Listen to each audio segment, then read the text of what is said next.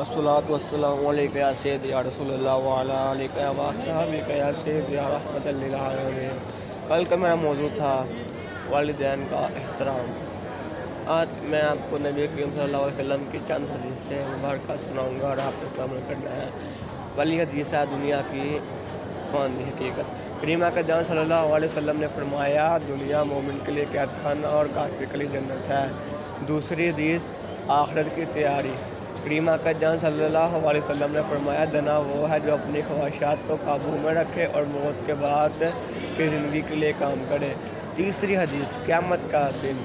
अबू बरज़ा अस्लमी कहते हैं कि करीम आका जान ने फरमाया, क़यामत के दिन किसी बंदे के दोनों पाँव नहीं हटाएंगे यहाँ तक कि इससे ये ना पूछ लिया जाए इसकी उम्र के बारे में कि इसने किन कामों में ख़त्म किया, और इसके इल्म के बारे में कि इस पर क्या अमल किया, और इसके माल के बारे में कि क्या इसे कहाँ से कमाया और कहाँ खर्च किया, इसके जिस्म के बारे में कि इसने कहाँ कमाया।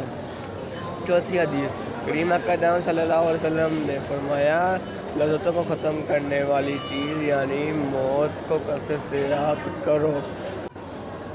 इस पेज पर जो ना समझ आई हो वो आप मुझे कमेंट करके पूछ सकते हैं, क्योंकि 4 हदीसें बहुत ही इम्पोर्टेंट हैं ज़िंदगी के लिए, और ज़िंदगी के लिए बहुत ही इम्पोर्टेंट है, बहुत बड़ी इम्पोर्टेंट है। आप जो ना कर सकते हैं मुझे पूछ सकते हैं कमेंट में कि भाई इसकी क्या मसला, क्या करना, कैसे करना, ठीक है।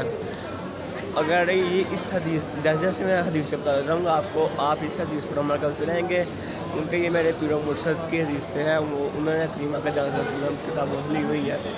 आप इस पर अमल करते रहेंगे तो आप इंशाल्लाह फैज़ पाएंगे। इसी तरह आपने तीसरी हदीस पर भी गौर फ़िक्र करनी है। अगली हदीस है 5वीं हदीस आखिरत की कामयाबी। करीम आका जान सल्लल्लाहु अलैहि वसल्लम ने फरमाया, सबसे बेहतर आदमी वो है जो अपनी आखिरत को दुनिया पर तरजीह दे। ये भी हदीस आपने गौर करनी है। नेक अमल का सिला। करीम आका जान सल्लल्लाहु अलैहि वसल्लम ने फरमाया, मोमिन के लिए खेत है, दुनिया मोमिन के लिए खेत है जहाँ वो आखिरत के लिए बीज बोता है। कब्र की ज़िंदगी। 7वीं हदीस करीम आका जान सल्लल्लाहु अलैहि वसल्लम ने फरमाया, कब्र आखिरत की पहली मंजिल है, अगर यहाँ कामयाब हुई तो आगे सब आसान होगा, और अगर यहाँ नाकाम हुए तो आगे सब मुश्किल होगा।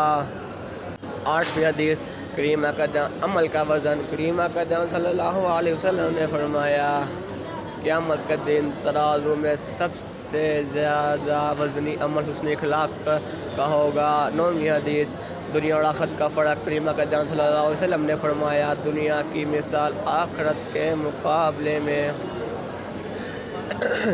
ऐसी है जैसे तुम में से कोई दरिया, जैसे मतलब आगे मिसाल दूँगा मैं आपको कि अपनी उंगली को समुंदर में डाल ले, फिर देखो कि इसमें कितना पानी लगा रहता है।